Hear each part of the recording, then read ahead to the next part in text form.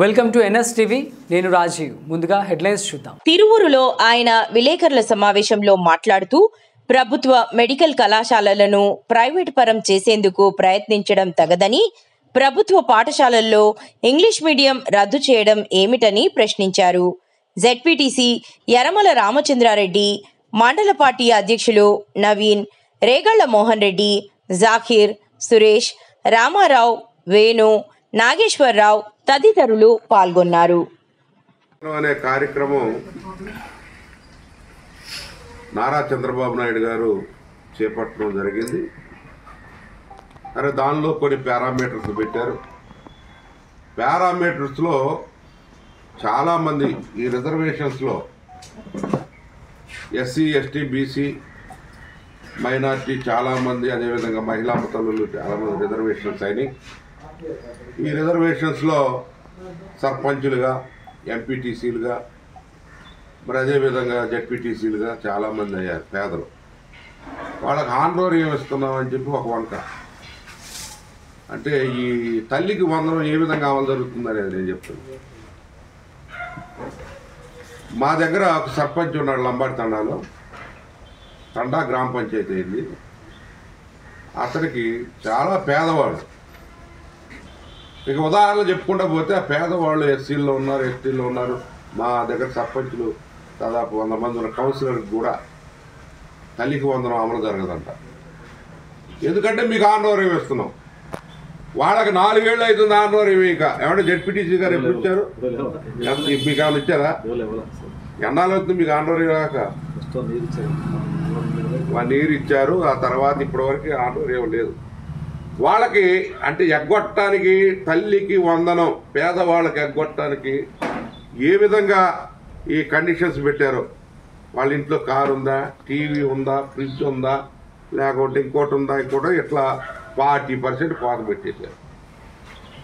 గొప్పలు చెప్పుకుంటున్నారు. సరే అదే కాదు, ఇవాళ ఇంగ్లీష్ మీడియం ఎడ్యుకేషన్ ఎత్తేసారు. ఒక దేశానికి రోల్ మోడల్గా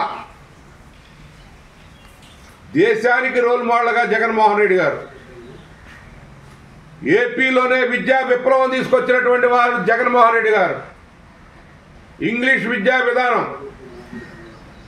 అదేవిధంగా ఇంటర్మీడియట్ స్థాయి వరకు IBM ఇంటర్నేషనల్ స్థాయి ఎడ్యుకేషన్, నాడు నేడు ద్వారా స్కూళ్ళన్నీ బాగు చేపించి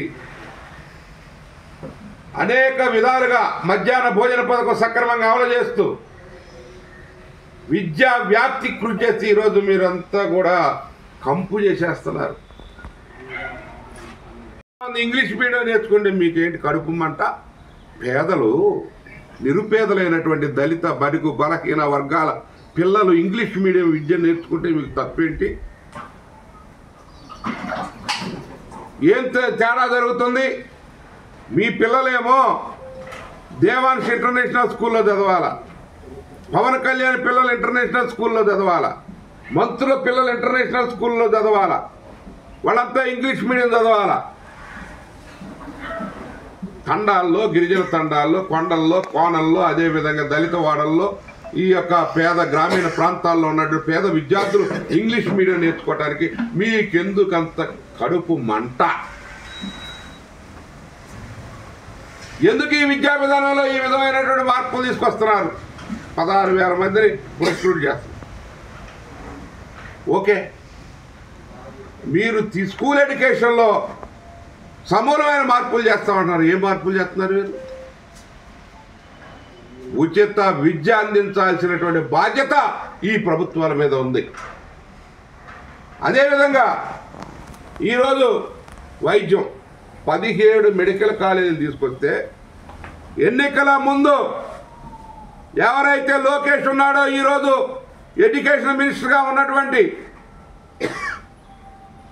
లోకేష్, ఆ 17 మెడికల్ కాలేజీలని మేము ప్రైవేట్ పరం చేయమని చెప్పి ఘంటాపథంగా మీరు ఎన్నికల ప్రచారంలో చెప్పారు. ఈరోజు సత్యకుమార్ యాదవ్ ఎవరైతే మంత్రి ఉన్నారో, ఎడ్యుకేషన్ మినిస్టర్, హెల్త్ మినిస్టర్ ఉన్నారో, ఆ హెల్త్ మినిస్టర్, ఇలా ఎడ్యుకేషన్. మేము ప్రైవేట్ ఈ గవర్నమెంట్లో మెడికల్ కాలేజీలు మేము రన్ చేయం, మా వల్ల కాదంటున్నారు. ఏంటండి, 11 సంవత్సరాలు అయిపోతుంది. జగన్మోహన్ రెడ్డి గారు ఒక యజ్ఞం తలపెట్టారు. 17 మెడికల్ కాలేజీలు, ప్రతి జిల్లాకు ఒక మెడికల్ కాలేజీ ఉండాలి. మెడికల్ కాలేజీ అంటే మెడికల్ కాలేజీతో పాటు అక్కడ హాస్పిటల్ 300, 400, 500 బెడ్డెడ్ హాస్పిటల్ ఉంటుంది. అక్కడ సూపర్ స్పెషాలిటీ వైద్యం ఉంటుంది, పేదలకు అందుబాటులోకి వస్తుందని చెప్పి మెడికల్ కాలేజీలు ప్రవేశం మొదలుపెట్టి సెంట్రల్ గవర్నమెంట్తో పోట్లాడి సాధించుకున్నటువంటి మెడికల్ కాలేజీలని ఈరోజు మీరు కార్పొరేట్కి, అదేవిధంగా మీరు ప్రైవేట్ సంస్థలకి కార్పొరేట్కి అప్పచెప్పేటటువంటి బాధ్యత తీసుకుంటారా? పేదలకు వైద్యం అందుద్దండి? విద్య ఉన్నారు. ఈరోజు మొత్తం కూడా ప్రైవేట్ పరం చేయాలని చెప్పి కేంద్ర రాష్ట్ర ప్రభుత్వాలు కుట్ర పన్నుతా ఉన్నాయి. వీటన్నింటినీ కూడా పేద సూపర్ 6 పథకాలు 11 ఏళ్ళు అవుతున్నా ఒకటండి, 11 సంవత్సరాలు అయిపోయింది విడిపోయి ఆంధ్రప్రదేశ్. ఈ 11 సంవత్సరాలు ఒక్క నిమ్స్ లాంటి ఒక ఇన్స్టిట్యూషన్ చూపిస్తారు. ఇక్కడ ఆల్ ఇండియా మెడికల్ సైన్సెస్ ఉంది, అది కూడా కేంద్ర ప్రభుత్వం మాట్లాడి పూర్తి స్థాయిలో ఫుల్ ఫ్లెడ్జ్డ్గా అన్ని డిపార్ట్మెంట్లు చేశారా? పేదవాడు వైద్యం అందక పక్క రాష్ట్రాలకి వెళ్తున్నాడు, వైద్యం చేయించుకోలేనాడు, ఇంటి నుంచి కాటికి వెళ్ళిపోతున్నాడు.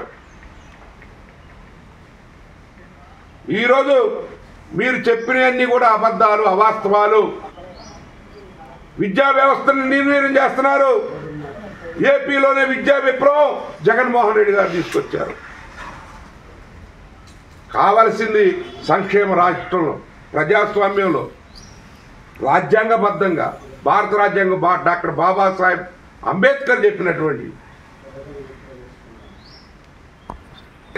వర్గరహిత అన్ని వర్గాలకి సమానంగా, అందరినీ సమానంగా చూడాలని, ఈ ఎడ్యుకేషన్ని పేదలకు అందించాలని, నిరుపేదలకు అందించాలని చెప్పి గిరిజన తండాల్లో ఉన్నటువంటి పేదవాడి నుంచి సిటీలో ఉన్నటువంటి గొప్ప వాళ్ళ వరకు కూడా అందరికి కూడా ఈ గవర్నమెంట్ స్కూళ్ళలో ఇంగ్లీష్ మీడియం ప్రవేశపెట్టాలని చెప్పి ప్రవేశపెట్టి 4 సంవత్సరాలు దిగ్విజయంగా చేశారు.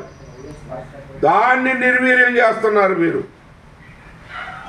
నేను అడుగుతున్నా, ఈ ప్రైవేట్ మెడికల్ కాలేజీ కుట్ర ఏంటి? మీ తాబేదారులకు కట్టబెట్టడానికే ఈ మెడికల్ ఎడ్యుకేషన్ని అమ్ముకో చూస్తున్నారు మీరు. పేదల కడుపు కొడుతున్నారు, పేదల యొక్క ఆరోగ్యంతో ఆడుకుంటున్నారు. ఇదంతా కూడా తీవ్రంగా ఖండిస్తున్న వైఎస్ఆర్ కాంగ్రెస్ పార్టీ అని చెప్పి తెలియజేసుకుంటా ఉన్నారు. వైఎస్ఆర్ కాంగ్రెస్ పార్టీ ముఖ్యంగా పేదలకి సంక్షేమ కార్యక్రమాలే కాకుండా విద్య, వైద్యం ఈ రెండిట్లో భారతదేశానికే జగన్మోహన్ రెడ్డి గారు రోల్ మోడల్గా నిలబెట్టారు. మీరు నిర్వీర్యం చేస్తున్నారు. మీ కూటమి ప్రభుత్వం పేదల యొక్క బతుకుల్లో కుట్రలు చేస్తూ ఉన్నారు. పేదలకు మీరు అన్ని మాయ మాటలు చెప్పి వాళ్ళని మభ్యపెట్టి ఓట్లు ఎంచుకొని గద్దెనెక్కిన తర్వాత ఈ విధమైనటువంటి చర్యల్ని మేము తీవ్రంగా ఖండిస్తా ఉన్నాం. ఏదైతే లోకేష్ 100% మేము గవర్నమెంట్లో ఈ 17 కాలేజీలు మేము చేస్తామని చెప్పి మెడికల్ కాలేజీలని ప్రామిస్ చేశాడు ఎలక్షన్లో. మీకు కావాలంటే రికార్డు వినిపించడానికి కూడా నేను తీసుకొచ్చాను. అంత అవసరం లేదు. మీరు ఆత్మ పరిశీలన చేసుకోండి. జగమెరిగిన బ్రాహ్మణుడికి జన్యం ఎందుకని మీరు చెప్పిన సూపర్ 6 అమలు జరగట్లేదు. ఎడ్యుకేషన్ లేదు, ఎడ్యుకేషన్ నిర్వీర్యం చేస్తూ ఉన్నారు. ఎడ్యుకేషన్ ఏదైతే మనిషికి అవసరమో, ఈ సొసైటీలో అవసరం ఉందో అలాంటి ఇంగ్లీష్ మీడియం ఎత్తేసి మీరు సొంత ఆలోచనలు చేస్తున్నారు. ఇది సమాజానికి తీవ్ర రాష్ట్ర వ్యాప్తంగా ఆందోళన దిగటానికి సిద్ధంగా ఉన్నామని చెప్పి తెలియజేసుకుంటే ఇప్పటికైనా కళ్ళు తెరవని కూటమి నేతలారా. ఏమయ్యా పవన్ కళ్యాణ్ గారు, నువ్వేం చెప్పావు, ఏం చేస్తున్నావు? ఇప్పుడు నువ్వు ఈరోజు పవన్ స్వామీజీ అయిపోయావు. పవన్ స్వామీజీ అంటే మాకు తెలియదు. ఆయన వేషధారణ వేరే విధంగా ఉంది. ఆయన హిందూ మతత్వం ఏదో ఒక మతానికి నువ్వు నీ ఇష్టమైన మతాన్ని ఆచరించు, ప్రచారం చేసుకో. కానీ రాజకీయాల్లో పేద ప్రజల్ని మోసం చేసినటువంటి చిత్రం నీలో కనపడతా ఉంది. నేను కాపలాగుంటానన్నావు.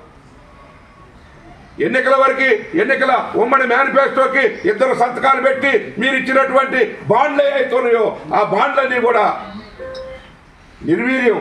అందుకనే మేము తిరువూరు నియోజకవర్గంలో 6వ తారీఖున 3 గంటలకి మను గార్డెన్స్లో పెద్ద ఎత్తున నియోజకవర్గ సదస్సు పెట్టాం. మిమ్మల్ని ఎండగడతాం.